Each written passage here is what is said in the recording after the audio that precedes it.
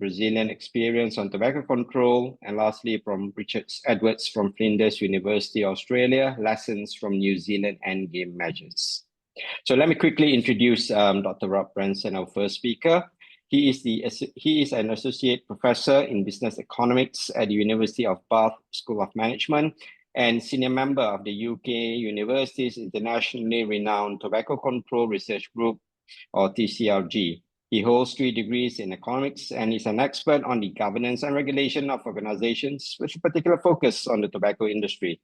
He is widely published on economics of tobacco control, particularly on matters relating to tobacco product and company taxation. And since 2023, he has been one of the senior editors of the International Academic Journal Tobacco Control, and his work regularly feature in the media. Without further ado, I would like to invite Dr. Rob Branson to start off with his presentation on how industry profits perpetuate the tobacco epidemic. Rob, you have the floor. Thank you very much, Dr. Mustafa. Good afternoon, good morning, good evening, everybody. As we've just heard, I'm from the University of Bath in the UK, and my background is very much in economics. But I think economics can give us really great insights into the underlying reasons why we have a problem with tobacco control. So I think it's a really good way of starting our webinar today. Next slide, please. Before I go into the details of my presentation, I would like to just make a conflicts of interest declaration. And in particular, I want to flag that I have no particular financial conflicts of interest. The Tobacco Control Group at the University of Bath does accept funding from a variety of organisations, but it does not accept funding from tobacco companies or indeed any other commercial organisation whose interests are not aligned with public health. In particular, I would flag that the group has received funding from Bloomberg Philanthropies as part of the Bloomberg Initiative to Reduce Tobacco Use, and I also own 10 shares in the tobacco company Imperial Brands for research purposes. Those shares are held not for financial reasons. I actually give any dividends to charity. They are held so I can go to the annual general meeting and get some information which is useful in my research. Next slide, please. Now, the starting point, I think, for understanding tobacco and why we continue to have a problem with tobacco, even though we know it is incredibly harmful for human health, is the issue that manufacturing tobacco products is incredibly profitable. It is profitable like almost no other industry on the planet. In the most recent year that I could get all of the necessary figures, I calculated that in 2018, the 6 largest cigarette manufacturers in the world made a combined profit of 55 billion American dollars. 55 billion, just imagine how large a sum we are talking about here. To put that into context, I worked out that 9 internationally renowned companies, namely Coca-Cola, PepsiCo, Nestle, Mondelez, FedEx, General Mills, Starbucks, Heineken, and Carlsberg, collectively made £51 billion in profits in that same financial year. Now, if you think about that list of companies, not only are we dealing with 9 companies rather than 6, but we're also dealing with companies that have a large number of household brands that many of us will know. Many of us will perhaps consume their products on a daily basis.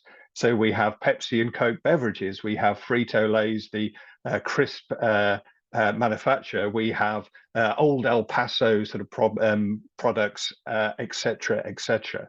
We are dealing with products that have, or firms which sell a variety of products, and yet they still collectively do not earn as much profit as the largest tobacco companies that exist on a global basis. So ultimately, tobacco is a problem because of the large number of profits that are possible to be earned from selling these deadly products. Next slide, please.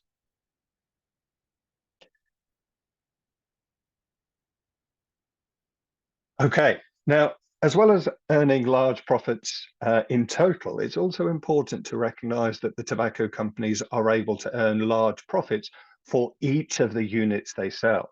So here I'm talking about a concept called profit margin, which is the idea of profit as a proportion of the revenue the company gets to keep from selling its products. And an extreme example of this large profit margin that the tobacco industry is able to earn on each of their sales comes from my work exploring the operations of the tobacco company Imperial Brands in the UK.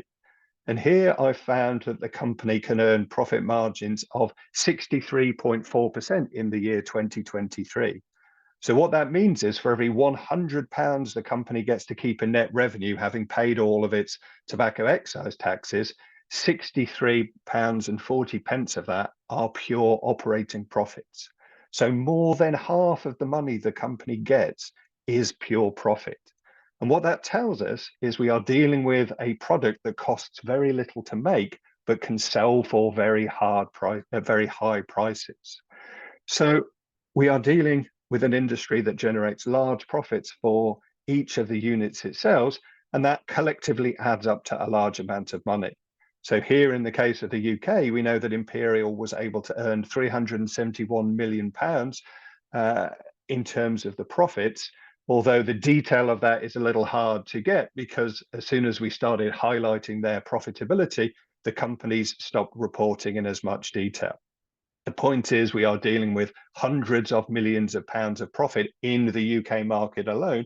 We are dealing with billions of pounds in profit at the global level.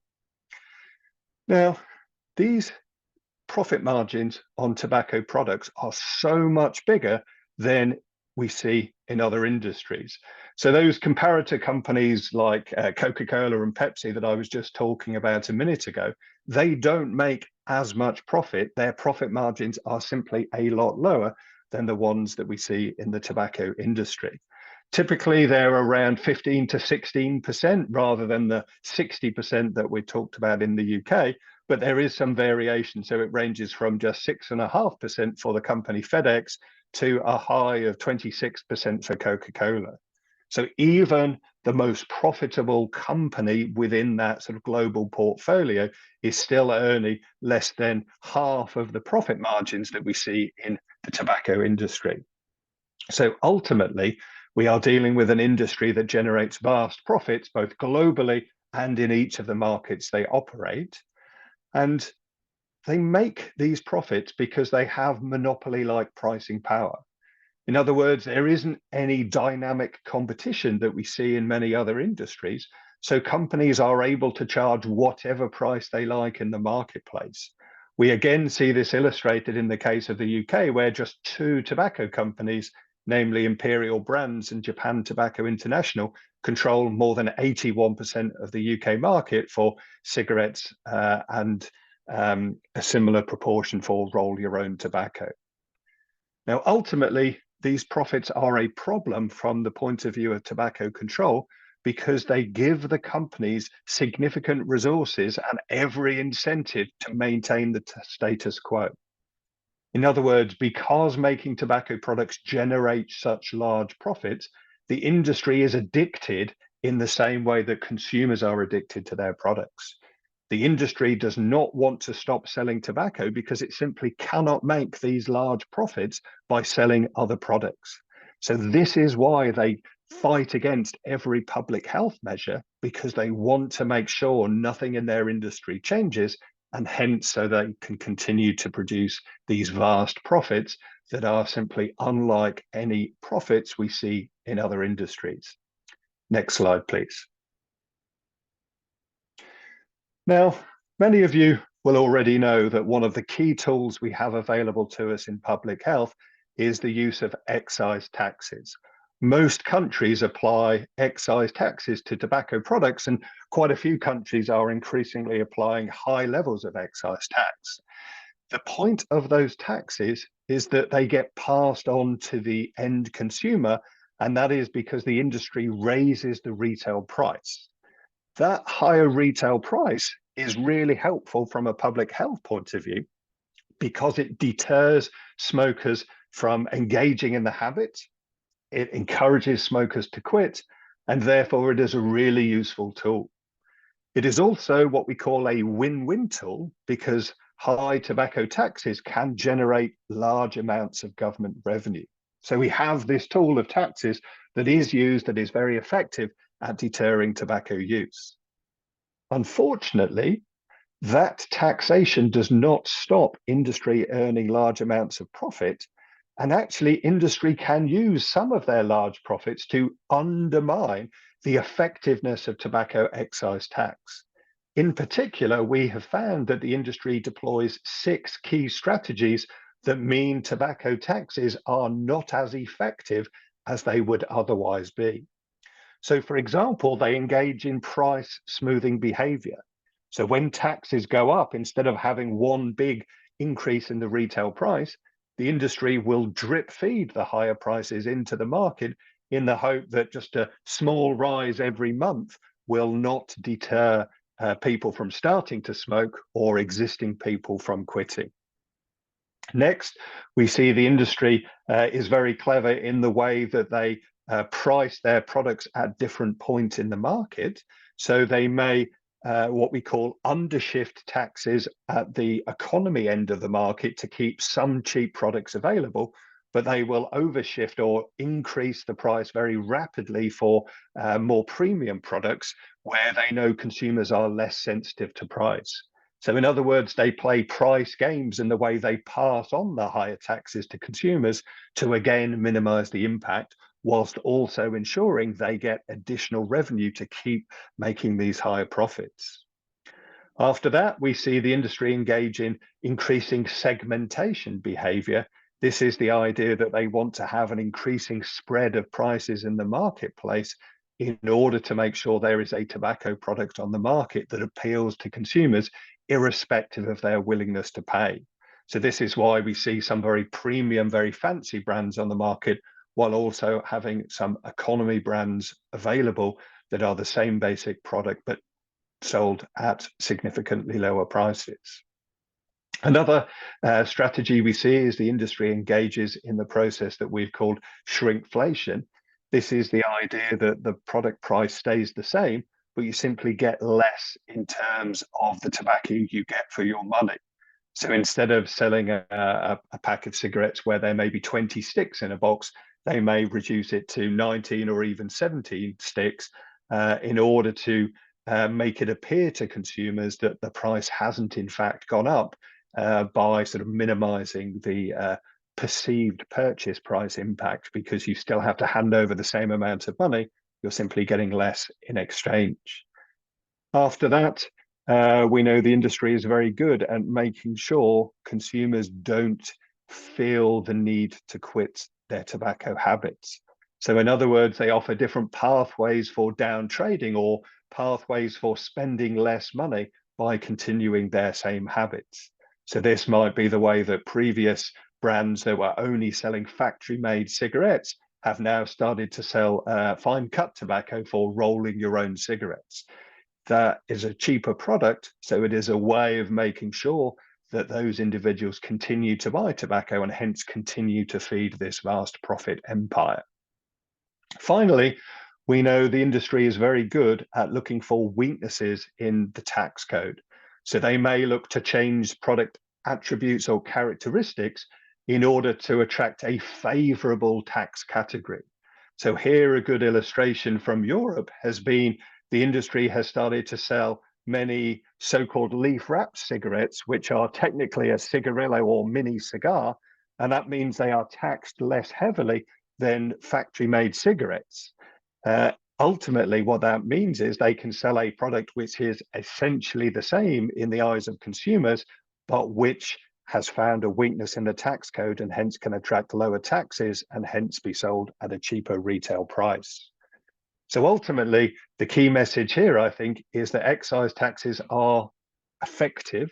They are, in some sense, the most effective tobacco control strategy out there, but the industry looks to minimize their impact by careful use of its pricing strategies in the marketplace. Next slide, please. Now, the industry, particularly in the last couple of years, has been very clever in its marketing and wants us to believe they are moving away from the sale of combustible tobacco products like factory-made cigarettes.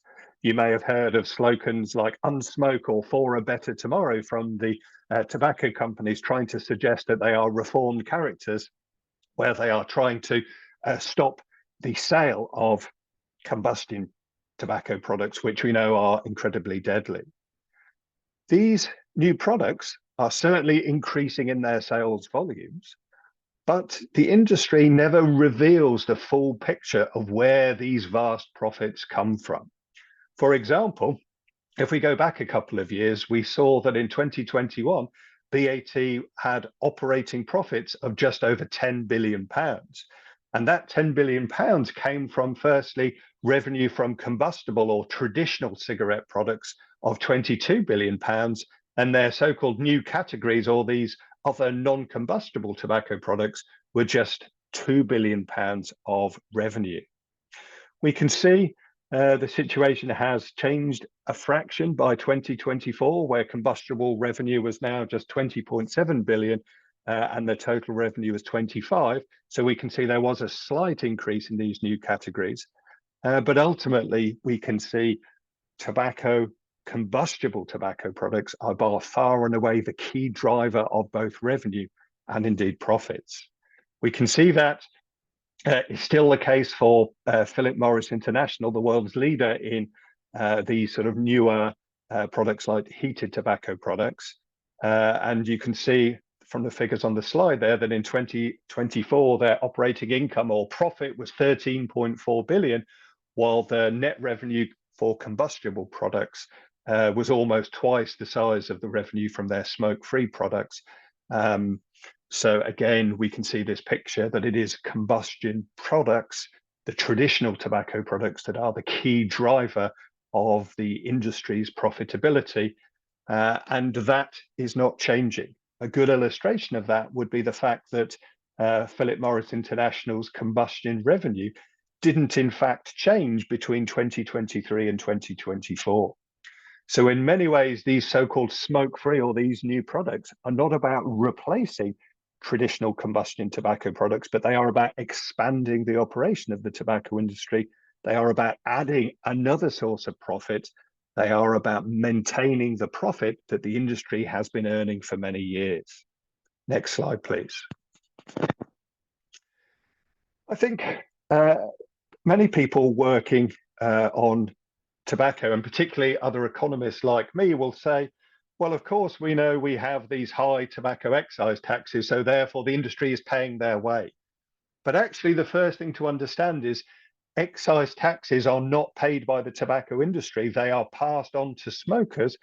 People who smoke end up paying tobacco excise duty because they face higher prices in the shops. So the tobacco industry is only paying for the harm it does in terms of any tax it pays on its corporate profitability. So profit-based taxation is applied to tobacco companies in the same way that individuals pay income tax on the income they get from working. The trouble is, we are dealing with a very international, a global industry, and they are very good at hiding these vast profits they make so that they do not pay their fair share in terms of their profit-based taxation. So here I've got a couple of really powerful illustrations to show you that the tobacco industry is not paying its fair share. So an illustration from my own country of the UK is that the UK is the home of BAT, British American Tobacco. And we did some investigation and we found over a 6-year period up to 2016, the company in fact only paid £11 million in corporation tax or profit on or profit-based taxation. And that was despite the company reporting tens of billions of pounds in profits. So they made tens of billions of pounds and yet paid just a few million. Absolute tiny amounts compared with the vast profit they were earning. They were able to do that because of the clever international structures they were able to adopt. And here I've got a really interesting example from BAT and how they structure their industry in South Korea. So can I have the next slide, please? So what we see in this particular case is that the company has operations in the country of South Korea, but they use their international structure, and in particular, the fact that they've got key operations in the Netherlands as a key vehicle for avoiding profit-based taxation. So to start with, we can see that they have a company that operates in South Korea. It is called BAT Korea Manufacturing Limited, where they manufacture tobacco products. Can I have the next animation? That company makes cigarettes. What they do, though, is that they, on paper, sell those cigarettes to another company that is based in the Netherlands. So next slide, please.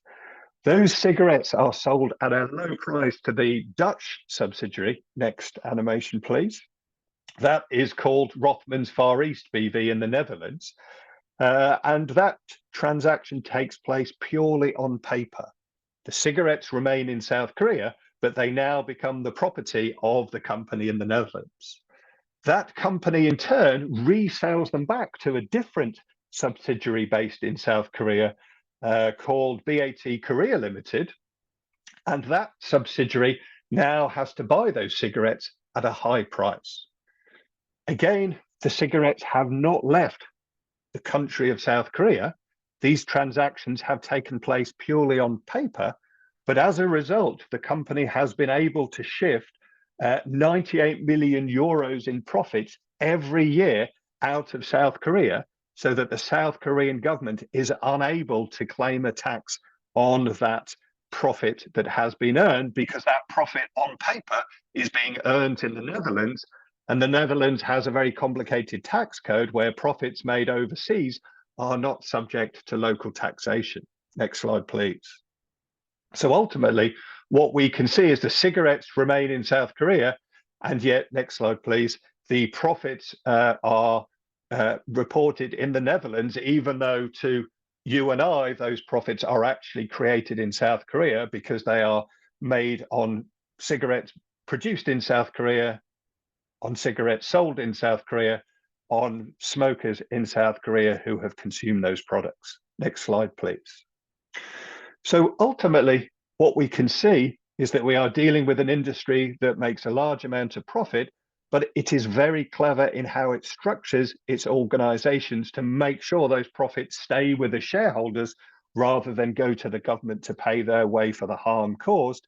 And so my final message to you is that we need to stop letting the industry profit from the sale of tobacco, because that sale of tobacco comes at the expense of wider society. We know tobacco causes a huge number of deaths every year. It causes lots of injury and sickness. We know it reduces the profitability of countries more broadly. It reduces productivity. It has so many negatives from an economic point of view. And yet, at the moment, we are letting the industry produce products that generate them a huge amount of profit, but at the expense of wider society. So I think I'm out of time at that point there. So I would invite anyone who's got a question for me to please share that question now, and I'd be very happy to take it before I need to drop off the call a little early. Great. Thank you very much, Rob, for that very insightful presentation. I don't see any questions yet in the Q&A box. I would like to invite participants. But before that, Rob, if I may, just to start off the questions, I suppose. So given the persistent profitability, as you have described, for the tobacco companies, and one of the key measures that is being advocated is the excise taxes. And you have already showed us some of the strategies deployed by industry to circumvent. Is there something else we can do in terms of fiscal measures, as it were, to make this a bit more effective and to circumvent any unintended consequences? Yeah, absolutely. The biggest problem we have is that the industry is able to control their retail prices, so they can engage in those 6 strategies that I mentioned. If the ability to set prices was taken away from the industry, tobacco taxes would get more effective, because the industry wouldn't be able to offset them with those pricing games. So your own country, Malaysia, I think is a really good example of this, where when tax changes, the industry has to register their new prices, and then those prices are fixed. So engaging in that kind of fixed price behavior would go a long way to making taxes more effective. and that would be a win-win for society. More money would be raised on the tax side of things, and the taxes would themselves be more effective from a public health point of view, because the consumers, the people in the shops, would feel those higher prices that were intended by the higher taxes. All right, I'm going to go some of the questions in the Q&A box before I go to Prof. Richard Edwards. First question, where can we get such data if we wanted to know the situation in our respective countries? Okay, thank you, Bender. That's an excellent question. What I would say is it's very difficult to get the required data, and that's why I've spent quite a long time studying this. If you are very lucky, you may find that the tobacco companies operating in your country, and I'm sorry, I don't know what that country is, they may have a local subsidiary which reports some information, and you can sort of use that annual report that they have to provide to the government or shareholders to try and understand how much profit they're making, but also crucially, how much they are engaging in these sort of complicated tax arrangements. So you can start to explore whether your country is perhaps like South Korea, where some of the profit is being exported to the sort of head office, and hence your local government is unable to tax them as they perhaps should be taxing them based on the profit that is being generated. Related to the first question from Devino Aisha, how about the Asian countries? Is there access to this kind of information?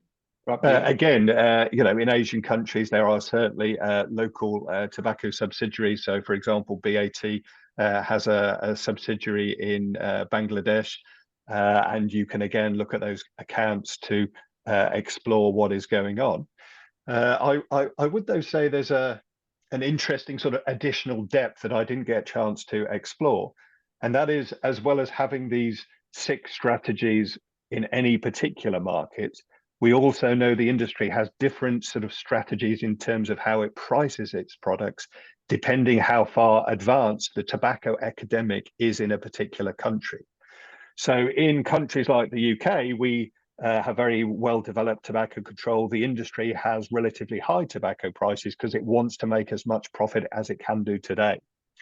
In low and middle income countries, we know the industry is much more interested in balancing the profit it makes today with also having more lower priced tobacco products in the market, so it can get as many people hooked to tobacco so that it can make even more profits tomorrow.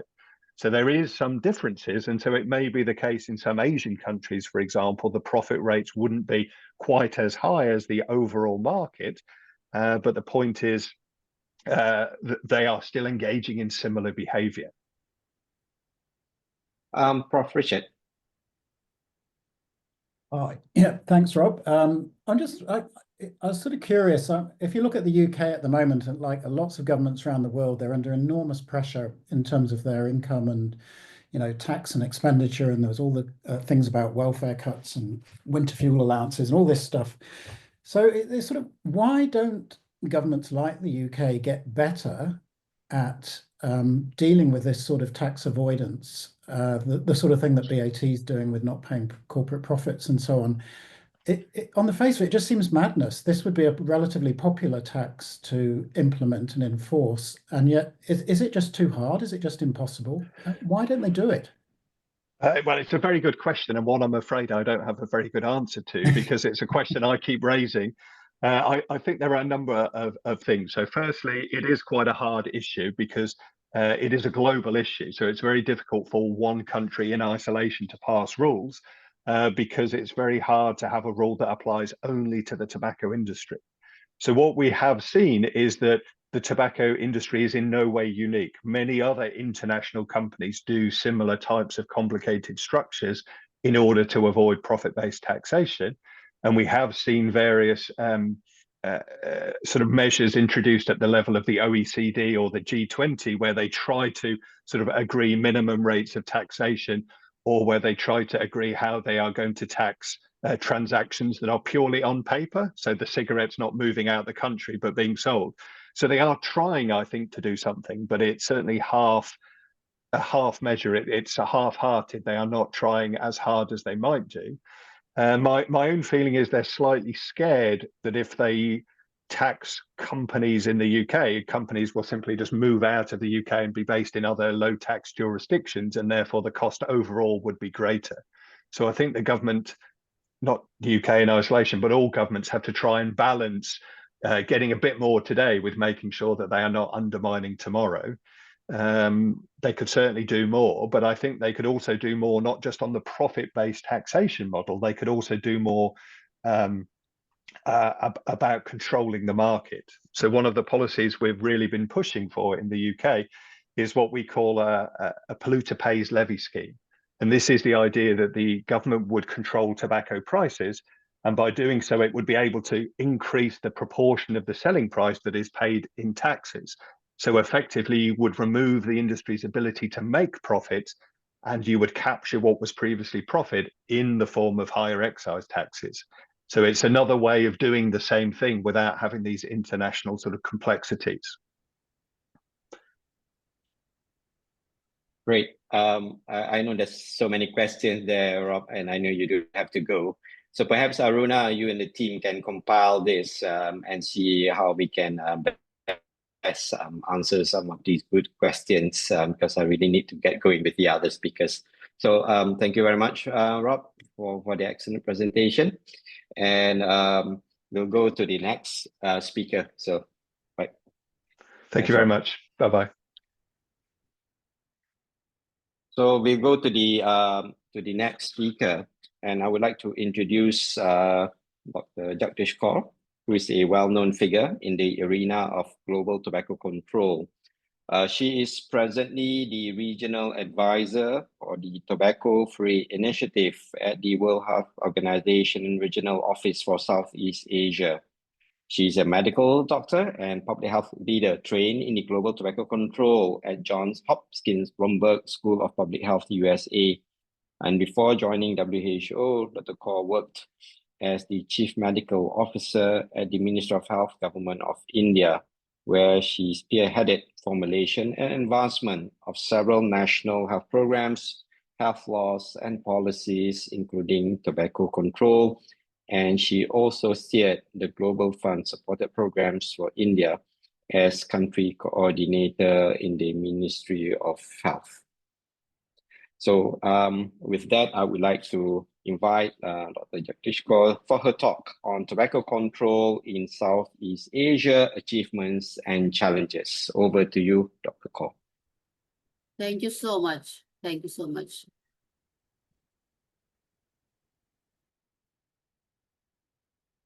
Can you see my screen, please? Yes. Yes, I Is can. it It's visible? full, Okay. it's full Thank you present of so much. Thank you so much. So good morning, good afternoon, good evening, everybody. I'll be presenting the tobacco control in WHO Southeast Asia region, achievements and challenges. So just to give you a glimpse of the regional scenario, from the number of tobacco users we have in the region, this is the highest tobacco use prevalence region among all WHO regions. So we have 411 million total adult tobacco users, and that forms 33 million, 33% of the total adult tobacco users. So that's a big chunk the region is having. And also among the adolescents, the school-going children, as per the GYTS surveys, we have 11 million school-going children aged 13 to 15 years who are using tobacco, and that's also 30% of the global total.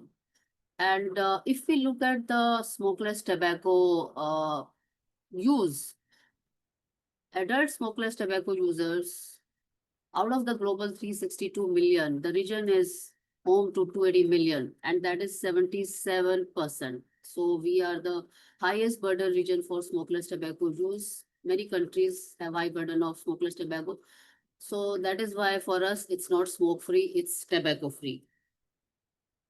Just also giving you a glimpse of the tobacco use, smoking and smokeless in the countries of the region. So many countries, where there is the smoking is a problem, the blue bars, we can see Timor-Leste, we can see Indonesia, we can see Maldives, DPR Korea, and others where the smokeless tobacco is a problem. We have Bangladesh, we have Bhutan, we have India, we have Nepal, we have Myanmar, so and also Timor-Leste to some extent.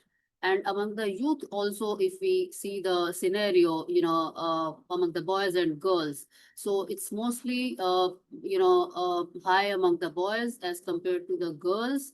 And the bars are too high for Timor-Leste, for Myanmar, for Indonesia, for Bhutan. Why Maldives is having such long bars? Because they collected data of the Erica nut products also. Along with the smokeless tobacco. So it's showing a huge prevalence, but the segregated data is not available for Maldives.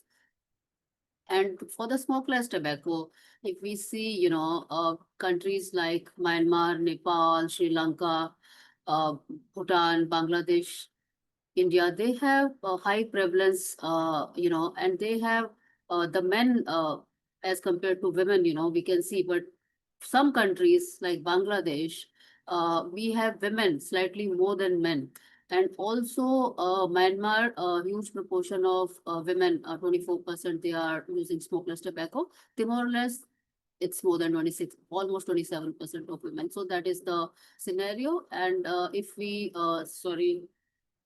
look among the youth also, so it's more generally among the boys, but then girls also in countries like Timor-Leste, Nepal, and Bhutan is following, and of course Maldives, because the data was collected, like I earlier said, for the Erica nut products also. So this gives us a glimpse of the issue we have in the region.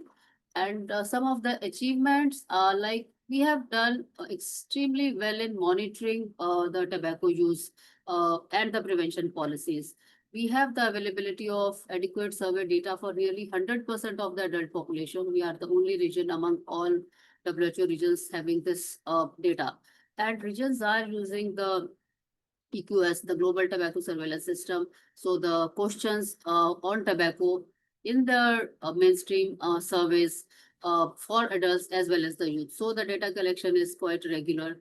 They are using this TQS to collect data on tobacco use prevalence and the policies which is required for monitoring. Now, if we look at this graph, so the epidemic, the overall tobacco use prevalence, that is on the decline for the region. Overall, there is decline for both sexes, for men and women too. There is 30% relative reduction target, which is for NCD Action Plan 2025. So the region, as a region, we are on track to achieve this target. And two countries, Nepal and India, if we look at the country, they are on track as per the present available data. So we are, good while it comes to implementing the large graphic health warnings on tobacco packs, because many countries, they are implementing very large graphic health warnings on tobacco packs. And like I said, it's not only for cigarettes, for India, Nepal, other countries, they are implementing on all the tobacco products. So 7 countries, they implement very large graphic health warnings as per the latest GTCR, which is available, the last one. So we are a global region, and Indonesia also just became compliant with this, and because earlier they were implementing smaller warnings. And Maldives is implementing large and effective graphic health warnings, but they are not rotating, so they don't come under, that's number 7. Thailand was the first country in Asia to mandate plain packaging, and the only country.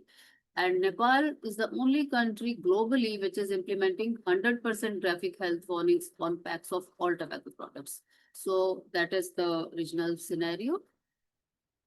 So if we look at the area under tobacco cultivation, so because looking at the supply side issues also, because 3 countries, India, followed by Indonesia, Bangladesh, and some other countries, they grow tobacco, but three are main.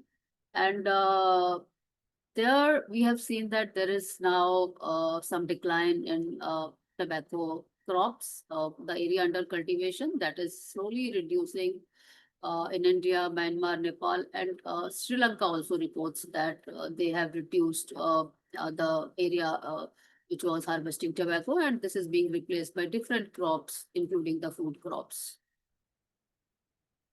So we have also made efforts, another supply side issue, the illicit trade on tobacco products. We are moving forward. India and Sri Lanka are parties to the protocol. Out of the 11 countries, we only have 2 countries who are parties to the protocol to eliminate illicit trade in tobacco products. Many other countries, they have shown interest, but they still not have progressed further. India is progressing with track and trace through GST. So that's another, step forward for them. So we also conducted a research recently, just to have a regional glimpse. The report we produced was first of its kind to gather evidence regarding the extent of illicit trade. And extensive literature review we did, and we compiled findings. So the illicit trade is happening, and then all countries need to be part of the protocol. Then there are some best practices which we have, some unique initiatives, We have the examples of tobacco-free educational institutions. We have tobacco-free villages from India, and they are counted as global best practices. So these are coming from a big tobacco consumer, India being the second largest consumer after China, basically the smokeless tobacco. So they are moving forward with some of the best practices. And another one which has recently come this year, the cabinet in Maldives, they took a decision to implement the generational tobacco ban for those born on or after January 1, 2007. So they will soon be coming up, because this is first from the region, and I think a big step forward. The other countries which implemented earlier, not that good results were there, but then Maldives decided to go for this, and they are quite committed. So this is a big step forward for them as well as for the region. So they are just in the process of coming up with the law and implementation, putting it in place. So that's just going on. Also, another unique example from the region, the India again, they came up with the tobacco-free films and the TV rules in 2012. So they have this requirement that, when the film or the TV shows, they are showing the scenes of tobacco use, smoking and other, then they have to show the anti-tobacco health spots as per the law for 30 seconds. The audiovisual disclaimer also on the ill effects of tobacco use with a minimum 20 seconds duration, each at the beginning and in the middle of the film. And then the disclaimer also comes when the scene is being played. And this, like I said, applies both to all the films and TV programs. And on May 31, 2023, because there was a lot of tobacco imagery, in the OTT platforms for the films and TV. So specifically because this COVID lockdown period, then these OTT platforms started showing the films without any this disclaimers or any warnings. So then again, the country came up with these new rules where now they are required to show the anti-tobacco messages on the OTT platforms. So there are many challenges, but more or less it is sorted out, and now they are showing. And also we came up with the regional office, we developed an app, which is a global app, of course. So that is WHO Quit Tobacco app. It's both for Android and iOS versions. So anybody can use it for quitting tobacco use.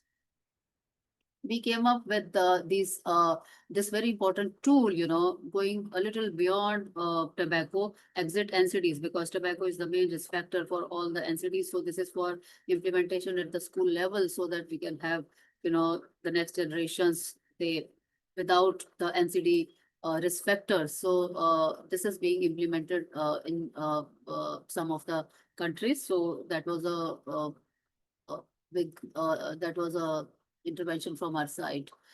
Then also a publication on and testing of the smokeless tobacco products, because the labs were earlier not equipped well with testing the contents and analysis of smokeless tobacco. And the SOPs are also not there. All the SOPs are not there at present. But now the progress is being made, and this was also published. And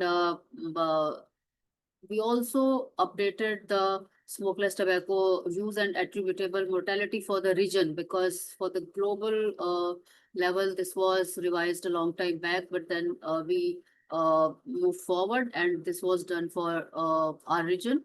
And also by country, tobacco attributable deaths, we came up and we published these two important papers, which has larger policy implications. So we have some of the knowledge hubs also located in the region. Through them, we contribute to the global tobacco control. We have WHO FCTC Knowledge Hub on smokeless tobacco, which is located in India. We have a Global Center for Good Governance and Tobacco Control as the WHO FCTC Knowledge Hub for Article 5.3. That is in Thailand, Bangkok. Then we have Center for Combating Tobacco, that is in Sri Lanka. That is an observatory for tobacco industry interference. So these are some of our hubs and observatories. We also supported one lab in India, because to test basically, the tobacco products when the other labs were being set up in India, to test smoke as well as the smokeless tobacco products, and also participate in the development of SOPs for the global SOPs. So they became a part of the WHO Top Lab network, and they're contributing a lot to tobacco product testing and regulation, for not only for India, but for other countries in the region also. So that were, some of our achievements. And now moving on to the challenges. Like I said, that the region is on track to achieve the WHO NCD Action Plan 2025 target of achieving 30% reduction in tobacco use prevalence. So the estimated reduction for us is more than that, that is 34%.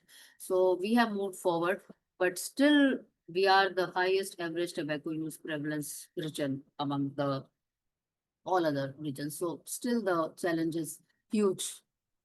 So another thing is that, we don't have one product like cigarettes, which can be regulated, which to deal with. There are multiple smokeless tobacco products and then Areca nut products, because Areca nut goes hand in hand with smokeless tobacco. And FCTC doesn't take care of Areca nut, so it just goes scot-free. So, and then multiple products, some, are manufactured, they are, in factories, they are in different packs, but some are kind of, they just make it on their own, or they consume raw tobacco leaves also. So the way they consume tobacco, that also varies from country to country, and there are local customs, how they consume tobacco and Areca nut. And then even for the smoking forms, there are many different forms, like we have BDs in that is in India, Bangladesh, Nepal, Sri Lanka. We have the club cigarettes, Kretex in Indonesia. So that variety of products makes it very difficult for regulation. That's a big challenge for us. And roll your own Thailand. So the new and emerging nicotine and tobacco products. So now they are coming up mainly in the youth. So all the countries, they are kind of struggling to keep pace with the introduction of these products. And a huge proportion of youth among, I think in Thailand and Maldives, yeah, they have the data, and almost more than 20% of the youth, they are using these products. Heated tobacco products are being introduced in different countries lately, in Bhutan also. And we have at least 10 million adult and 3 million adolescent electronic cigarette users. The actual number may be much higher, because this many countries, they have not captured use of electronic cigarette. So once they capture, the number will go up. Out of 11, 6 countries, they ban the use of pens. And there are different levels of regulation, like India has a very comprehensive bans, and some have, some ban the sales, some ban the use, some ban manufacturing, so different kinds of, but there are bans which are there in 6 countries. So these products and the water pipe smoking also, shisha and hookah, they need to be better captured in the surveys. These are the missed opportunities. We need a special focus for tracking the use and determinants of smokeless tobacco and any connect products, which have the high burden. And robust data to action policy framework is needed, that's largely missing. So how to use the data properly, so that also needs to be looked at the country level. So if we look at the GTCR, the different GTCR starting from 2019 till the last one, and the one which the latest one is going to be released next month, I think in the World Conference. So there is move forward in different things, but then when we monitor and when we see this, there is a stagnant situation. So it revolves around this figure 2022, basically 20. So that means it is very difficult to change the policies, to bring the new laws. So many countries, Bangladesh, India, Nepal, Sri Lanka, they are struggling with getting the amendments into their law. So there are so many things which just they don't move forward on this. So we can see that there is some policy inertia, which is a major challenge for the region. And that can be attributed to lack of political will among other factors. But there are policy implementation gaps, weak enforcement of laws. They continue to undermine the effectiveness of tobacco control efforts, allowing widespread violations and diminishing the impact of existing regulations. But tobacco industry interference at the highest level is also an important cause of all this, why they don't let things move forward, and we'll come to that slide. And when we look at the cessation, the support which is available, so as per GTCR, only one country is at the highest level of achievement for providing quality cost cover tobacco cessation services, and which largely lack in other countries. And they have to encompass all tobacco products, like I said, and they cannot only be for smoking. The support is to be provided for all tobacco products which are in use. And some of the countries, they really lack even the basic cessation support, which needs to be, created, which needs to be there to provide support to all those who want to quit, because there is a huge demand for cessation also as per the service. There's a new issue which is cropping up now, because 2 countries, first India, and then lately, this week only, Nepal informed that they are now witnessing introduction of flavored NRT gums. They are the 2mg is available over the counter and online. So India is discussing that at the highest policy level, whether to make all the NRT available with prescription, because this flavored, the popular flavors are being added to the NRT gum, and that is being made available, so the abuse potential is very high here. So we need to really see and how, to proceed with this, and countries are discussing this issue, and let's see how they fare in this area. But then we at the regional office are exploring the feasibility of non-nicotine based cost-effective pharmacotherapies, because what can be given, if NRT is being abused, because that will come in other countries also, which we just keep getting the heads up. The digital marketing of tobacco products, that's coming up in a big way. The latest evidence suggests that children and adolescents, they are regularly exposed to digital marketing, many unhealthy products, which includes the smokeless tobacco products and nicotine and new and emerging nicotine and tobacco products also. So we have some studies like, from Thailand, they showed that the main source of end was from online, and in India also we have some reports that they are accessing, although there is a comprehensive ban, but people are able to access online. And then there is product placement in the music videos that is also on the rise. And as time spent online by children and adolescents shifts increasingly to social media and mobile devices, where personalized and targeted advertising seemingly predominates, this situation is kind of deteriorating, not likely to deteriorate. It is because the reports are coming.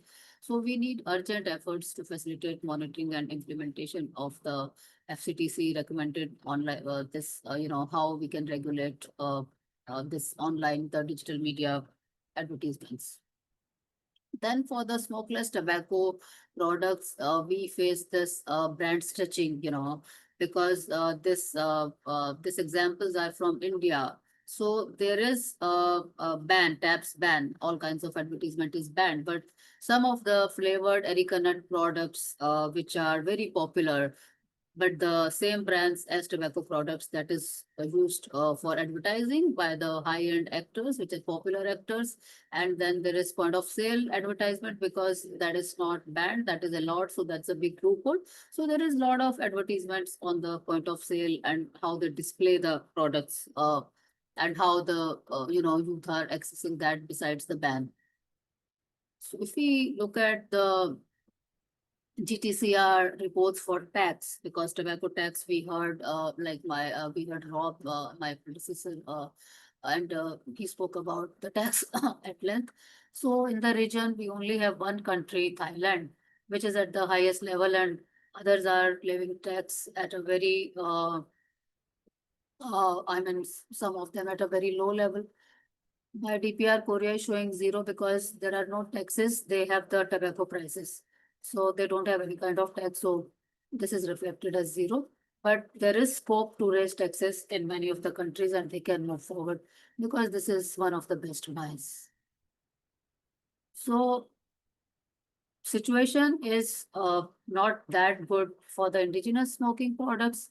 Like for the BDs, this percentage is 46% in Bangladesh and 22% in India, because these are not taxed as high as cigarettes, because the tobacco companies, they lobby through the BD manufacturers for low tax on the BDs.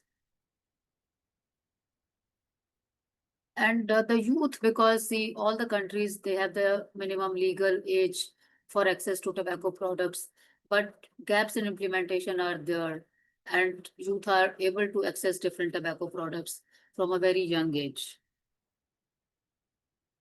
Like I said, there is high level of tobacco industry interference, especially targeting the youth and the new and emerging nicotine and tobacco products. So if we look at the countries, Nepal, Sri Lanka, Maldives, Thailand, Myanmar, Bangladesh, and Indonesia. In Bangladesh, Indonesia, they show very high prevalence by tobacco industries, and others were reporting. But like I said, that industry intervenes at the highest level, and they interfere with the tobacco policies and laws, and they don't want any amendments to close the loopholes also, like some of the countries are struggling for that. So how they are distorting the narrative, the exploiting the harm reduction to normalize new addictive products like electronic cigarettes and heated tobacco. Funding biased research to promote industry-friendly findings under the guise of public health. Offering research grants to influence academic institutions and shift the scientific discourse, targeting media professionals through sponsored events, journals, and training programs, undermining tobacco cessation by positioning new products as safer alternatives instead of promoting quitting. And they lobby for policy loopholes to delay or weaken the regulation of novel tobacco and nicotine products. So these kinds of things, they are promoting the industries interfering at this level.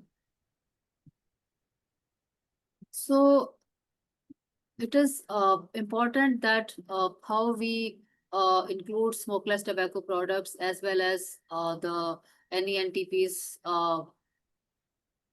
regulation in the regular tobacco products which are being used.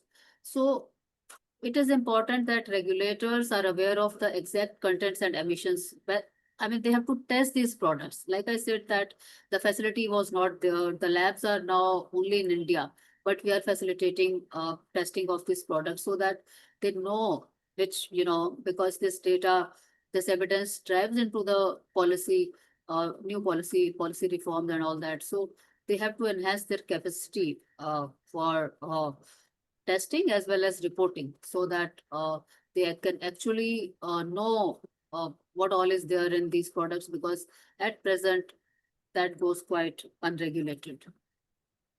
Then we need more of partnerships. We need more of coordination among the countries, among the regions, the global coordination, because we need to have these partnerships and revitalize the existing partnerships for effective tobacco control and preventing the tobacco use. So there are various partners which are there, and many countries, they have formed this multi-stakeholder partnership. They have the intersectoral committees and groups formed, but more need to be done, as it is recommended, advocated by the WHO FCTC.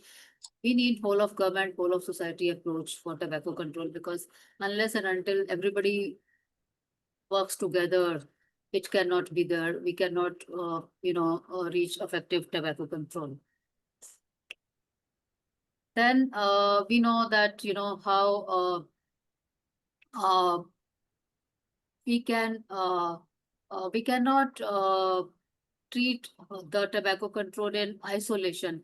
It has to be integrated into the overall development agenda. What are the overall development priorities of the country? Missed opportunity to link the tobacco control with SDGs, because many of the SDGs, they are linked directly or indirectly to tobacco control. So if we have this integration with the SDGs, and if we integrate with the environmental concerns which are there, because a lot of action is being, taken on the environmental issues also, and tobacco waste, of course, is toxic. So these are our opportunities where we can, integrate and mainstream tobacco control, and of course with the human rights also. That can also be a narrative, protection from industry exploitation. So countries should explore these opportunities so that, there are wider platforms available, and they are more equipped to deal with the industry interference. So these were, some of the challenges and some of the achievements which I wanted to share with you all. And that's all from my side. Thank you so much for your kind attention. All right, thank you very much. Many thanks, Dr. Kaur, for sharing Southeast Asia's many efforts and initiatives and the remaining challenges and hurdles. So up next, we will be hearing from Brazil's experience. Next speaker will be Ms. Naira Vosmirko, who's a psychologist with a master's degree in public health from the Oswaldo Cruz Foundation. And since 2015, she has been working at the Brazilian Ministry of Health as a technical officer at the Executive Secretariat of the Brazilian Interministerial Commission for the implementation of the WHO FCTC and its protocols. And with that, I pass to you now, Dr. Naira Vosmirko.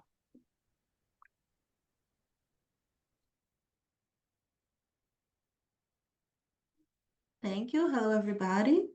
Can you see my screen? It's okay? Yes, yes. Okay. It's a pleasure to be here. I'd like to share with you some main milestones of the experience of Brazil on tobacco control.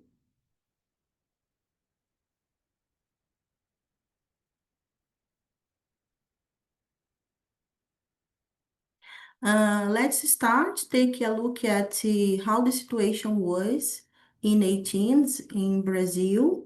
In this period, Brazil had one of the highest smoking rates in the world, with over 34% of adults smoking, the high mortality rate of lung cancer, cardiovascular disease, and chronic respiratory diseases. Here in this graph, you can see in the red line this rate of mortality of lung cancer in this period from 1930 to 1980, and it started to decrease just after 1985. In this year, started formal discussions on tobacco control in Brazil with the establishment of the first commission on tobacco control within the Ministry of Health. We can say that it was the first step for a long-term policy on tobacco control. I will be showing to you in this presentation two timelines. Here is the first timelines that I can show you the policy measurement, the main events in policy measurement in this period, period of 40 years of tobacco control in Brazil. So as I mentioned, we have here in 1984 the first National Commission to addressing this problem within Ministry of Health. In 2097, the National Cancer Institute, INCA, becomes WHO Collaborative Center for Tobacco Control. In 1999, we have two important points that was creation of the National Health Surveillance Agency and the National Commission for FCTC negotiation process. You can see more about these items in the next slides. In 2003, we have the creation of the CONIC, that is the Commission, a National Commission for Implementation of FCTC and the protocol in Brazil. And Brazil starts part of a Commission for Tobacco Control in Mercosul that also it was established in this year. Then we are going to 2019. It was a dissolution of this CONIC for a presidency degree, and it was a period that the commission doesn't work as a formal way, but it was a reconstitution and update of this commission in 2023, and then also was created a subcommittee for the implementation of the protocol. Here we have some more details about the composition and how this commission was formed. Brazil, all experience in Brazil since 1985 served as a background for a strong engagement in the negotiation and the implementation of the FCTC. Brazil led the negotiation of the treaty.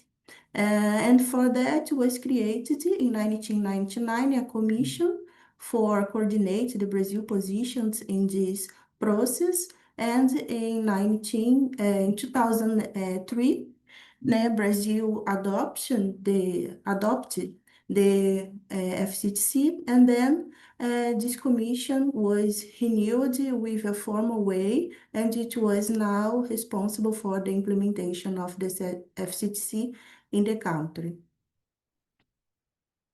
Here it's the way of the commission is formed. Currently, it's comprised by 15 members of the federal government.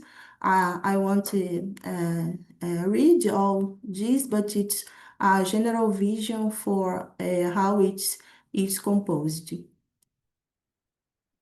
And then from CONIC in March of 2024 was established the subcommittee on protocol for implementation. It's the same structure, the same mechanism of coordination for implementation of the FCTC was now used for implementation to the protocol. And then it's the composition of this commission.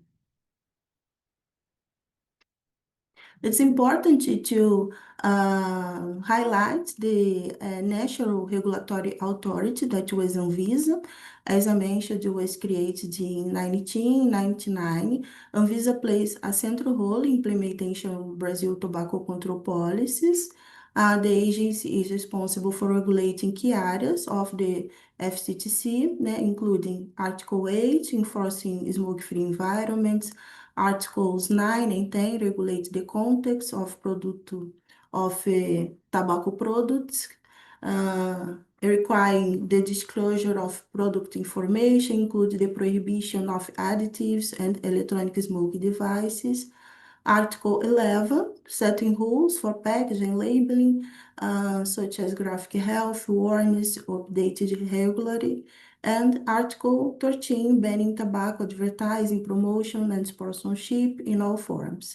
So it's a general vision about how Anvisa works. Now it's the second timeline that I want to show you. It's a section of this timeline that I can point the regulatory milestones on this period. So we started in 1986, and the first federal law on tobacco established the National No Smoking Day. It was important that it brings the tobacco as in the agenda of the nation. In 1988, the Brazilian Federal Constitution mandated regulation on tobacco advertising. In 90s, we had many measures for regulations. You can say that it was intensification of regulations regarding advertising, smoke-free environments, and consumer and child protection. And 1996, it was a law that was very important that was known as Brazilian Tobacco Act. This law positioned the Brazil as a leader in tobacco control efforts in America Latina. It was about restrictions on advertising, mandatory health warnings, prohibition of sales to minors, restrictions on use in public spaces. This law was have some updates. 2000, with advertising limit of point of sales displays. 2003, sale to minors under 18 prohibited.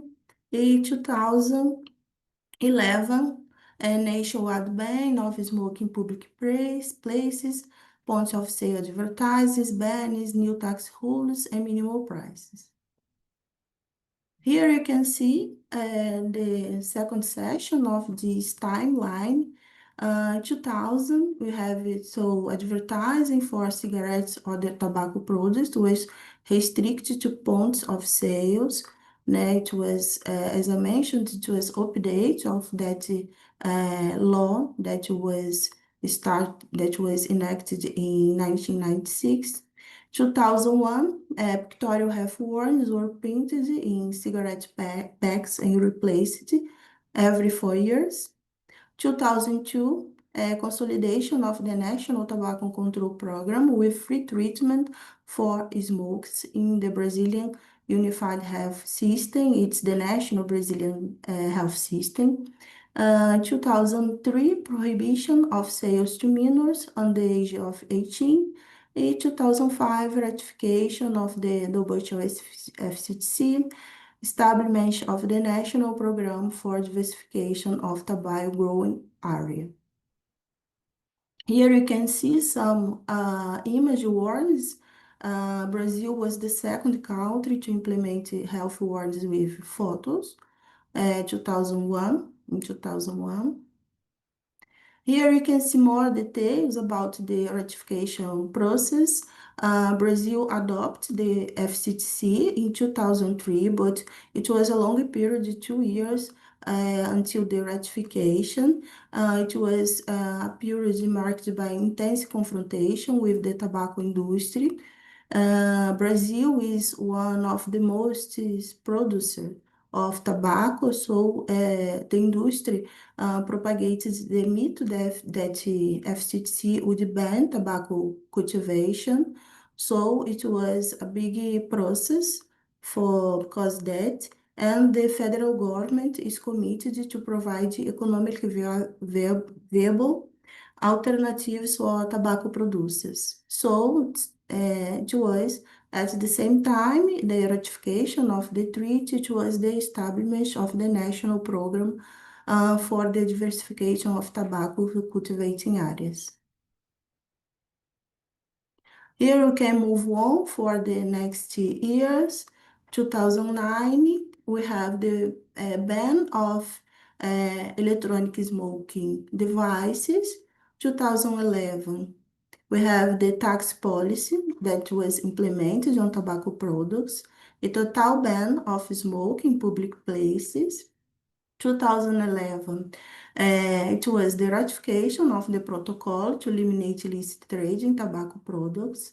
2020, selective taxes on products, a three levels agreement on National Tobacco Control Program and in the National Health System. And 2004, ban on electronic smoke devices was extended to manufacturing, distribution, storage, and transportation. Here we highlight the ratification of the protocol that was in 2018. That was very important, especially about because the illicit trade was a big worry for the government, including problems with taxes. Now we have in last December 2023, the approval of the tax reform and inclusion of cigarettes and tobacco products as goods to be taxed with selective taxes. Então, cigarettes and tobacco products was recognized as goods that cause damages for health. So now this process is ongoing, and the next step is ordinary bill proposal will establish the rates for these new taxes. By the way, Brazil awarded the 2024 World No Tobacco Day Awards because these measures, the Ministry of Finance and the Ministry of Health together was awarded, and also Anvisa for banning smoking electronic devices. As you see here, we have a resolution of Brazilian health surveillance prohibits the manufacture, import, marketing, distribution, storage, transportation, and advertising of electronic smoke devices in Brazil. It was first in 2009, and then it was too much pressure from the industry, and in 2019, Anvisa opening a regulatory process to review, and it was a very large process with many participants from different institutions, civil society, researchers, and despite pressure of industry, it was maintains the ban and also extends to manufacturing, distribution, storage, and transportation. Brazil monitoring the implementation of the WTO FCTC. Over the past decades, there has been a visible expansion in national scientific production on tobacco control, accompanied by the implementation of the epidemiological surveillance system and monitoring of industry actions. These measures have strengthened the country's capacity to monitor the smoking epidemic. As a result of this ongoing efforts, Brazil has received several international awards and reduced its smoking prevalence to 12.6%. Here we have some data about this, the prevalence of smoking in adults in Brazil. We can see here in 1989, we have 34.8%. Then 2003, it dropped to 2000.4%. In 2008, 18.2%. Now the recently data from 2019, we have a rate for 12.6%. Here we can see a historical series of reduction the number of the smokers in Brazil.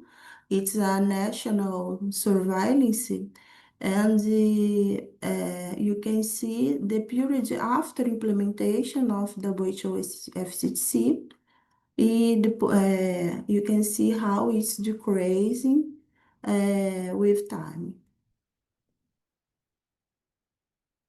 We can say now that the biggest challenges is addressing the strategies of the tobacco industry influence in the policy. Over time, you have now more knowledge about these strategies and how it works. Promote harm reduction narratives, especially related to new products, promoting the new products, and marketing tactics to attract the young people, strategic litigation and lobby. We can see that the industry can lay some legal actions for block or delay the implementation of some measures. Now we have a situation that a resolution of Anvisa that ban the additives that is still not enforcement because a legal action of the industry. It was from 2012 and until now, 10 years later, it's all ongoing and it's not enforced yet. So the tobacco industry operates by questioning science, spread its message through front organizations, politicians, academics, and health professionals, distorting the reality of tobacco farming and promoting new and traditional products.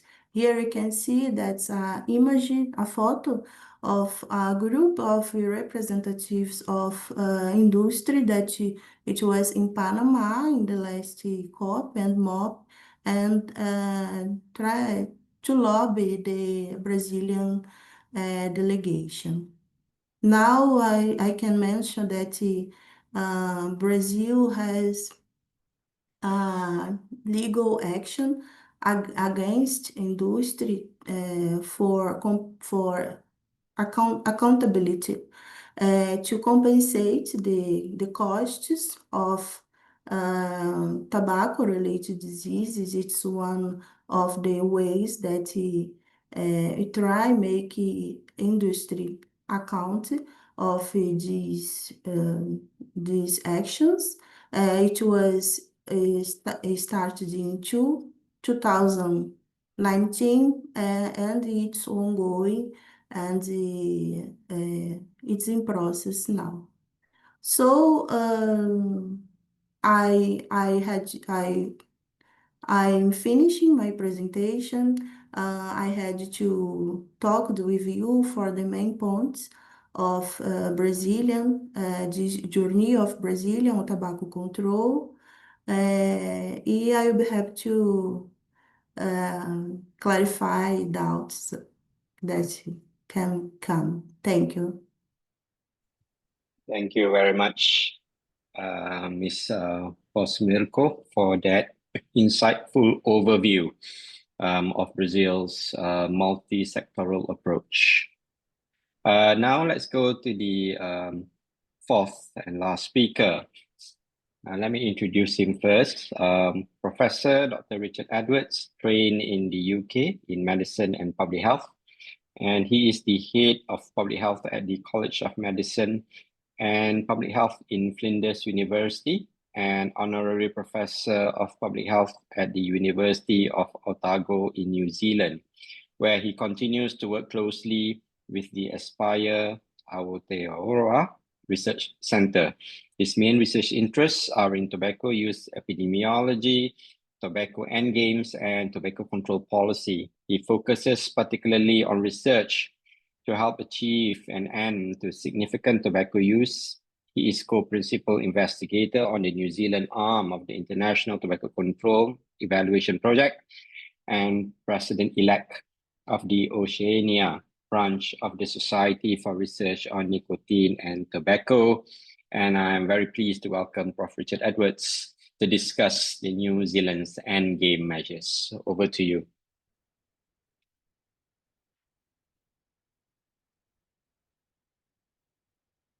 Prof, I don't see your video or and I can't hear you yet.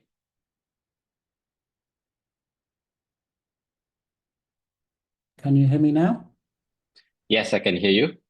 Yeah. Your slide is not on presenter. It's on full view, sorry. Yeah, sorry, I had it and then I lost it. I'll come back. Right, just a moment. Apologies.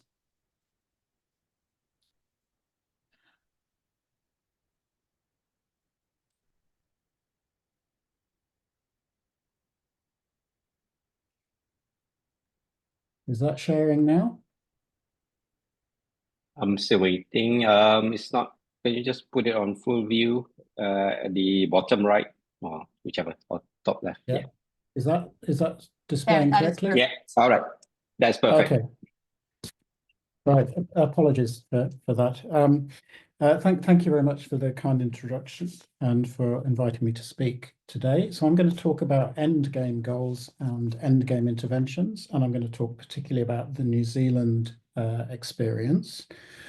I'll start by saying I have no disclosures in terms of tobacco industry or vaping industry or pharma industry funding.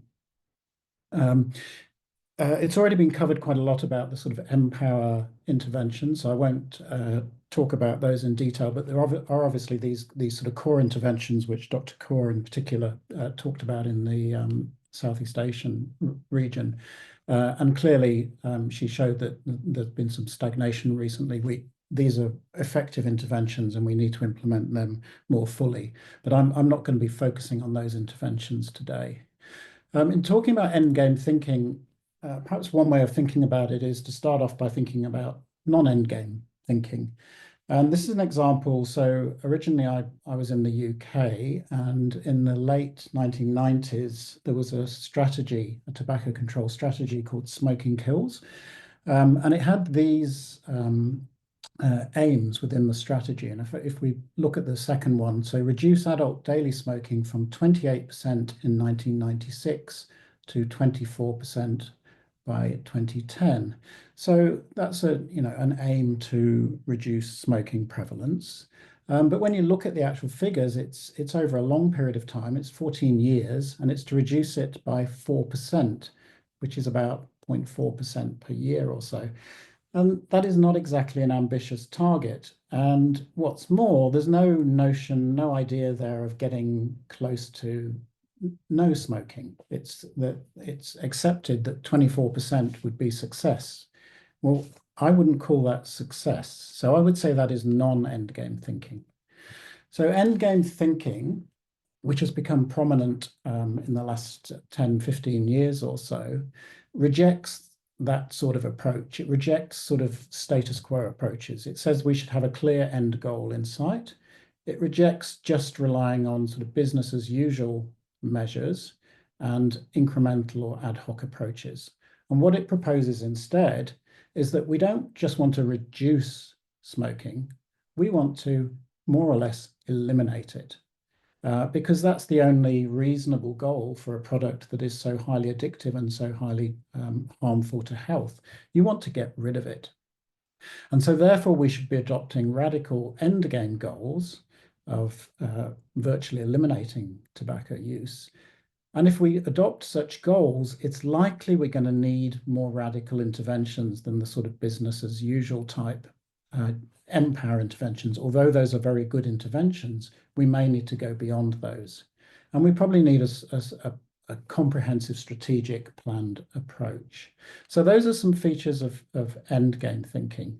And an increasing number of countries around the world, and sometimes regions, have adopted endgame goals. The very first was Finland in 2010.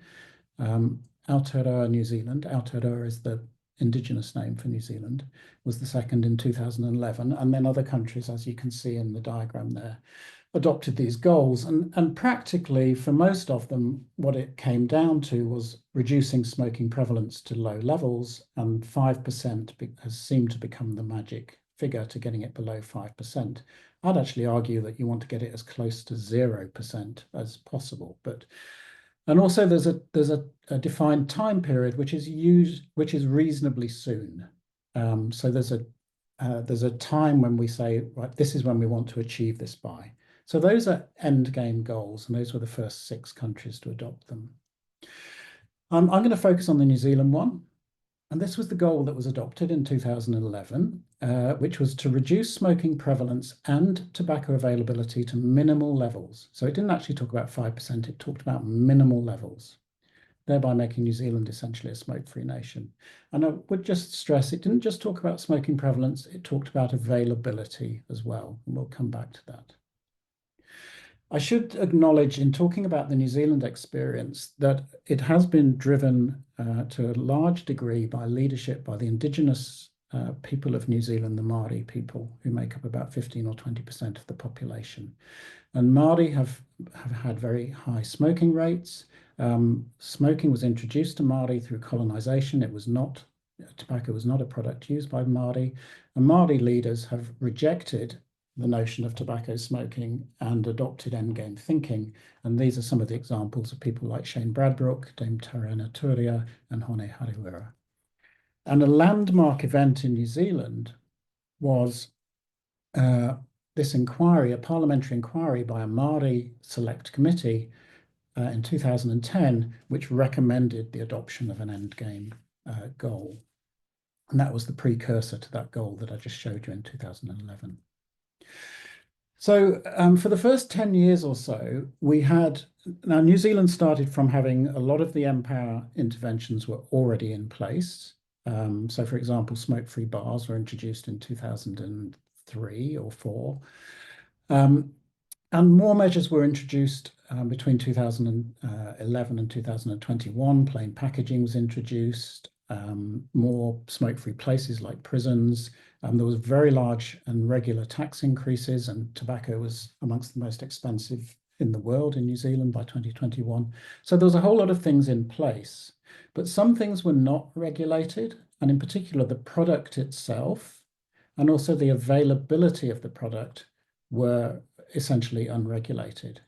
And those, of course, are not in the Empower list of measures. And in fact, these measures, these facets of tobacco have not been regulated very much around the world.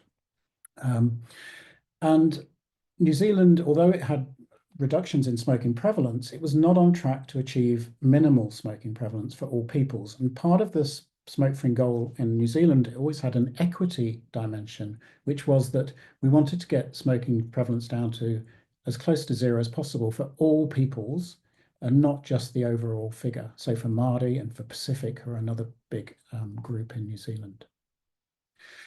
So what had happened over this period was, and here we have the smoking prevalence for Māori, here for Pacific peoples, here for New Zealand Europeans, and here for Asian New Zealanders. So the overall rate was close to the New Zealand European rate. So it come down well and was getting close to 5% by 2021. But you'll see there's big disparities here, big inequities, with Māori having 22%. So that was nowhere near achieving minimal smoking prevalence for Māori, so the goal was not going to be achieved. what happened in 2021-22 was we had a government that came in and decided, and a health minister who brought in a really comprehensive action plan for achieving the goal. And that was then followed through with the legislation, and it introduced a whole load of measures, but 3 key ones. And these were to mandate, require that all cigarettes and tobacco sold in New Zealand had minimal levels of nicotine, to massively reduce the number of places that sold tobacco products by 90%, and to introduce a generational smoke-free policy so that no one could be sold tobacco who was born after 2009. And at the time, none of these measures had been introduced in any country in the world, and New Zealand was proposing to introduce 3 at once, or over about a year's period, endgame measures. So this was quite remarkable. And some of the thinking behind that was in this quote from the plan, and it talked about aiming to radically change the smoking environment to make it easy for all New Zealanders to live smoke-free by tackling everything about the product, including where it's sold and what is in it. So that was some of the thinking behind it. So why are those measures, or did we think those measures are important? So mandated, VLNC stands for very low nicotine cigarette. We think that was an absolutely pivotal measure. There's strong theoretical reasons for that, because we know that nicotine is the main constituent causing addiction, and yet we've allowed the tobacco industry to keep or even increase the levels of nicotine within their products. And in fact, this quote from British American Tobacco from an internal document in 1959 shows they were well aware that taking the nicotine out of cigarettes would be disastrous for them. So it would end up destroying the nicotine habit, i.e. addiction, in many smokers. And when you ask people who smoke, if this was brought in, what do you think you would do? A large proportion say they would cut down or quit. And actually this has been tested as best we can through randomized trials where people are either given these low nicotine cigarettes or they're asked to carry on smoking regular cigarettes or their usual cigarettes. And what these trials, and there's been probably 15 or 20 of them, there's a large number, find is that the people given the low nicotine cigarettes don't like them, they smoke less, they're less exposed to toxins, they're less dependent when you measure that, they're more likely to try to quit, and they're more likely to quit. There's also very strong reasons to think that this will have a very profound impact on minimizing uptake by young people, because they will not become addicted, and so they're unlikely to become long-term smokers. And modeling studies, I'll show you an example in a moment, suggest a really profound impact. And this is an example of one of those studies carried out, led by Jonathan Faulds. So this is people who smoked, who actually had mental health symptoms or diagnoses, and they were randomized into those 2 groups in the way that I described, and the graphs show what happened.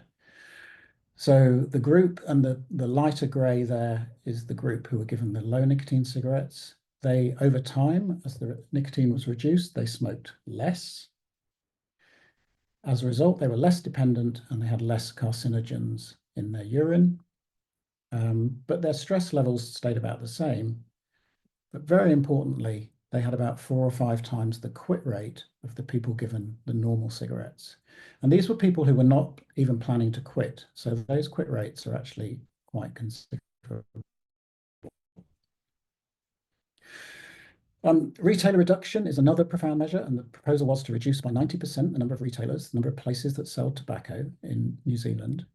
And this was based on, this would send a very clear signal that tobacco is a product that's not a normal consumer product, and it needs extraordinary regulation.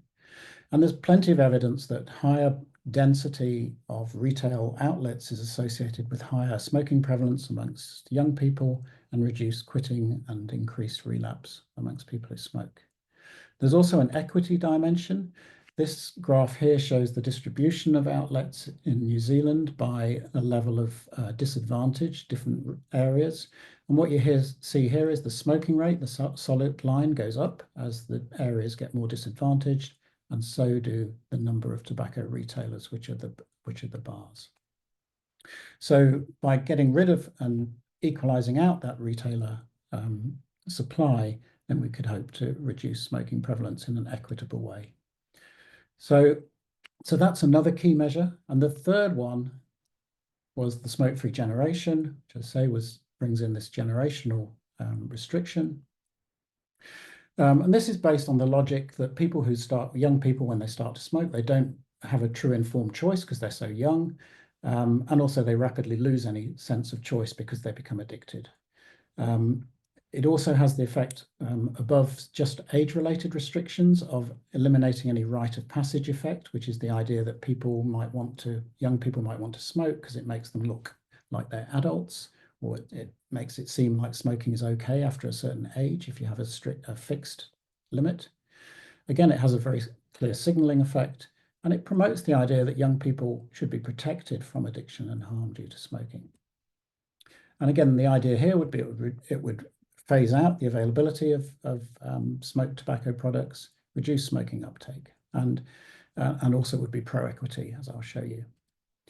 So the modeling studies that I mentioned, this is modeling of the denicotinization of cigarettes. And what this graph shows here, this was modeling of these are the rates of smoking that were around at the beginning of the 2020s.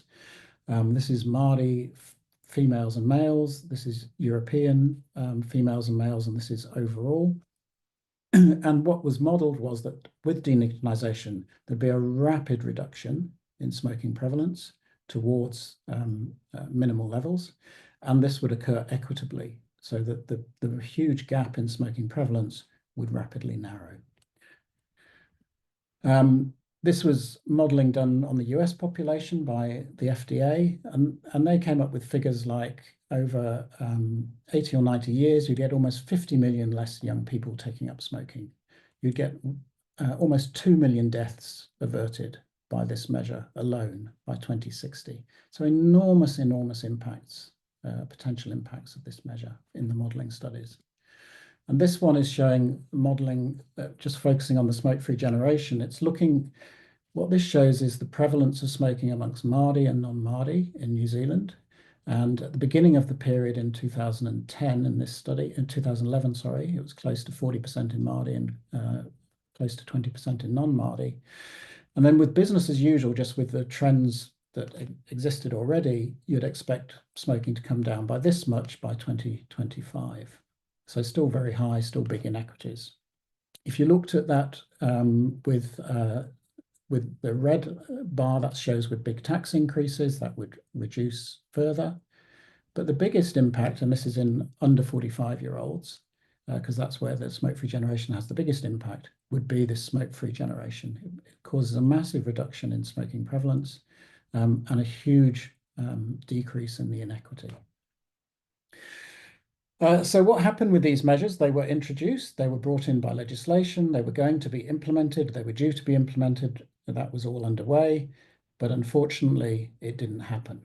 And the reason it didn't happen was because we had a change of government, and the new government in 2023 announced that it intended to repeal the legislation and abandon all of these measures. And that happened in February 2024. What's happened since? Well, in terms of smoking prevalence, these were the reductions that were going in the previous Labour-led government. So very substantial, really astonishingly rapid reductions in smoking prevalence. And in the first survey we've had since with the new government, that has now plateaued out. Now that may just be a blip, and we need more years of data, but anyway, the signs are not very encouraging. So what about the learnings from this experience? And I want to draw out some positives, which might seem a bit odd because it sounds like a disaster. We had these measures and then they were taken away. And in some ways, of course, it was. But there were some positives. First of all, people often say, oh, you just can't do these things. They're impossible. You can't introduce this sort of legislation. Well, actually, New Zealand did. The New Zealand government did. And these measures would have been implemented. It was only because we had a change of government that they were not.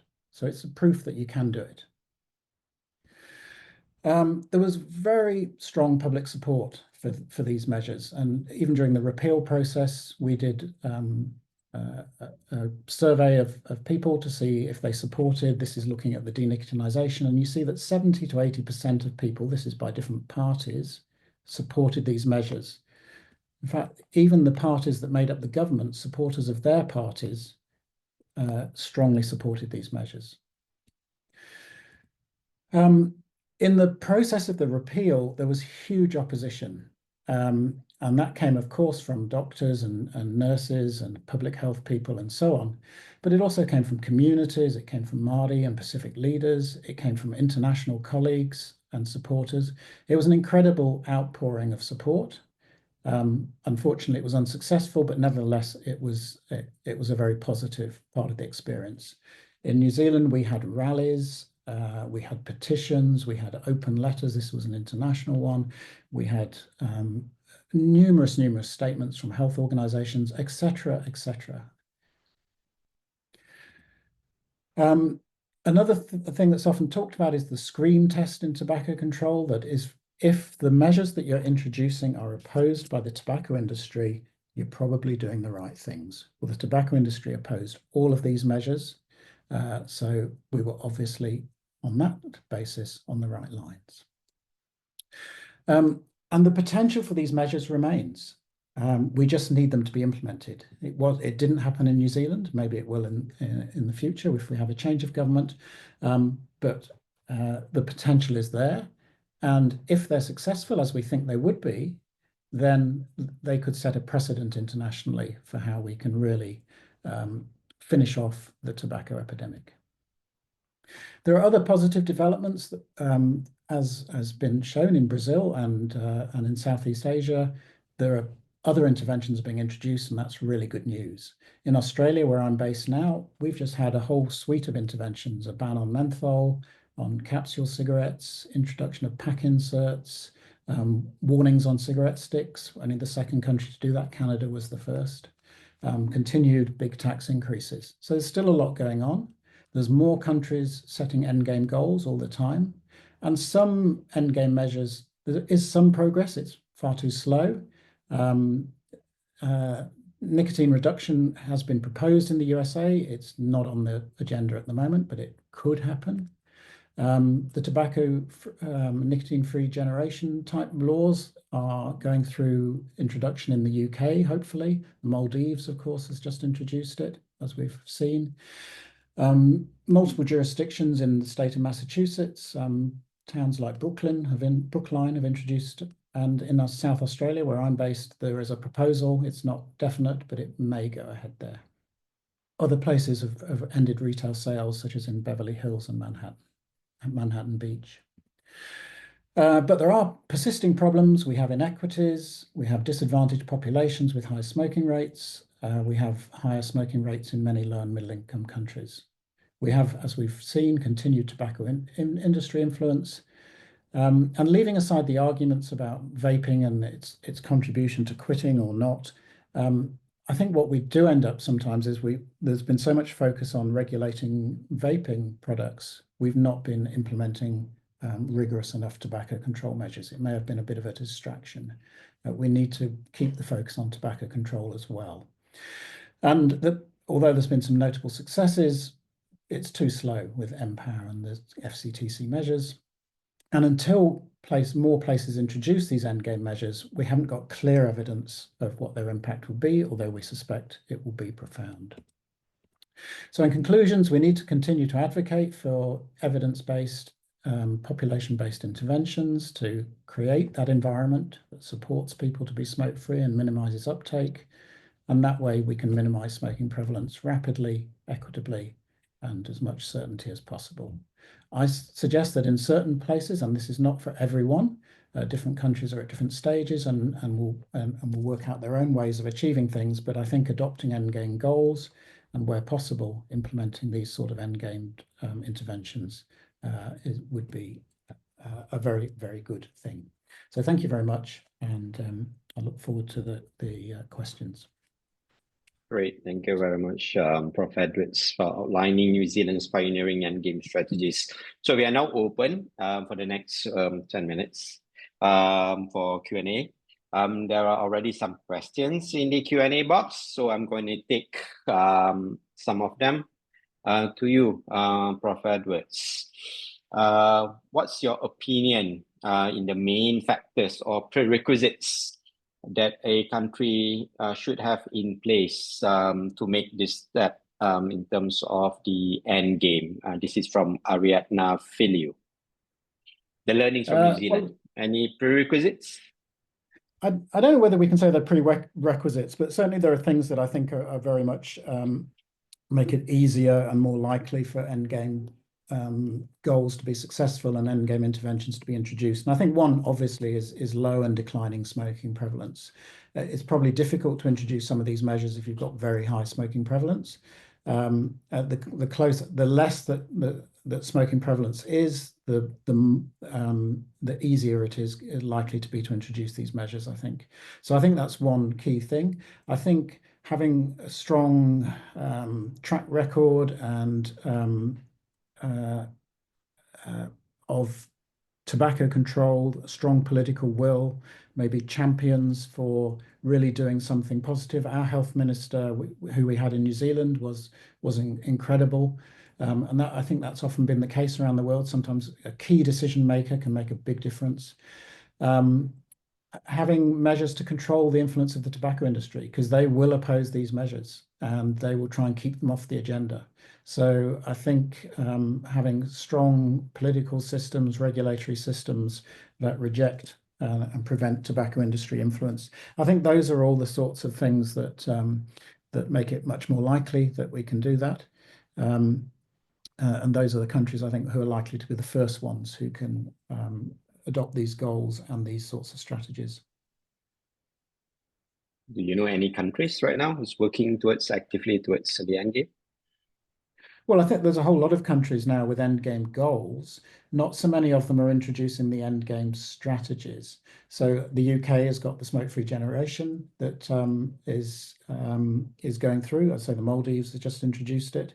Countries, I think, like Australia and Canada, they have gone sort of the extra mile with some of the Empower type interventions. They've gone a bit further, and they've shown they're not afraid to be first. So, Australia introduced plain packaging, for example. I think Canada introduced graphic health warnings. Countries which are not afraid to stick their neck out. But there's also, of course, examples from lower and middle income countries, and Brazil would be a good example. Uruguay was a good example. It doesn't have to be high income countries, but I think it does need to be countries that have that track record, that have that political will, that have that willingness to stick their necks out and be brave and bold. Thank you. Next question for Ms. Naira from Dewi Nur Aisha. Based on your experience, so what is the main key driver of successful implementation of tobacco control in Brazil? Yeah, I think that the National Commission for Implementation of the FCTC that works since previous of implementation, even since Brazil adopted the treaty, that already was this intersectorial works. So it's main parts of the government together, and I think it's a strong point. And also there is a civil society very strong, organized, and there is interaction with this civil society, and I think it's one of the main reasons for the success of the implementation of these measures in Brazil. All right, thank you for that. Peter Bryan, that's more of a statement. I agree with you. Tobacco is beyond a health issue. It is about political will. It is about accountability, not just accountability of governments, but how do we keep the private sector accountable to countries, to governments, and to the population as well. Another question to you, Prof. Edwards, from Karen. So what can global advocates and health system do to embed resilience into tobacco and game strategies? So again, maybe learning from New Zealand, if there was something else they could have done differently, except for that change of government, as you have pointed out. Is there something we could have done to ensure that it wasn't repealed?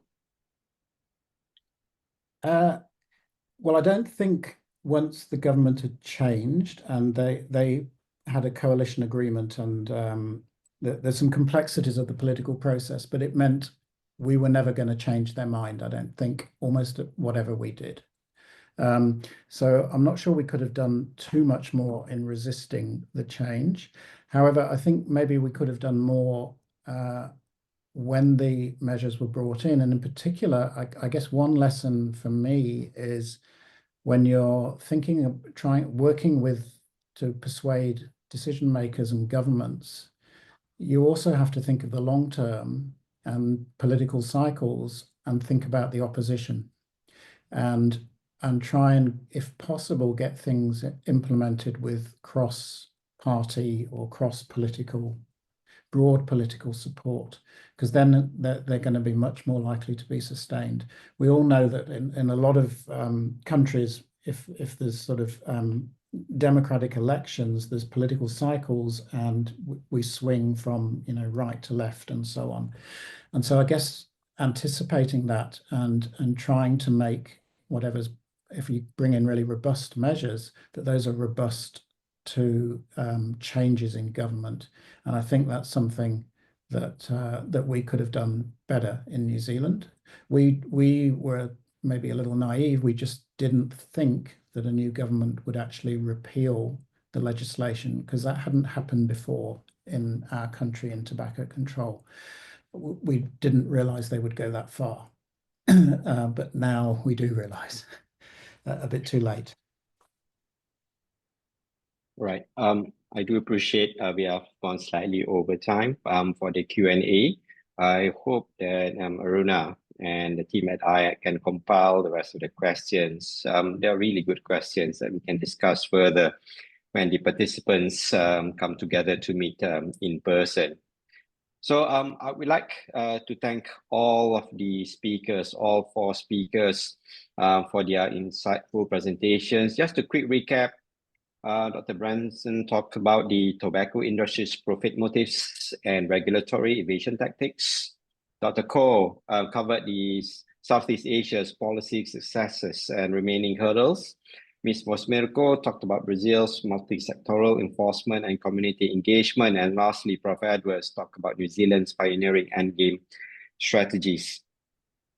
And I think one common theme here, we see that strong political commitment is something very important. Yes, policies should be driven by data. Unfortunately, there are many other factors that come into play when we talk about policy and regulatory interventions for managing NCD risk factors. And today we're talking about tobacco. So you have learned, especially for the participants of the summer school, you have learned a bit about tax policies, about enforcement mechanisms, about endgame measures, community engagement, workplace intervention. And we need to look within the context of where you are working and where you are planning to run these interventions, because context do matter. Thank you to the expert panel and to the organizers at IAC, and especially to you, participants of this webinar. And I hope we can turn these lessons that we have learned today and move closer to a smoke-free future, and wishing the summer school participants who are traveling to Lyon a safe journey. And I pass back to, I suppose, Aruna. Yes, thank you, Dr. Faisal. Thank you to everyone who's joined us so far. We just wanted to, before we end the webinar, we would like to remind you that this is a 3 series of webinars, and the next one will be held on 2nd of June. There's a link to register on your screen, and we hope to see you in the next one. Thank you. Thank you, everyone.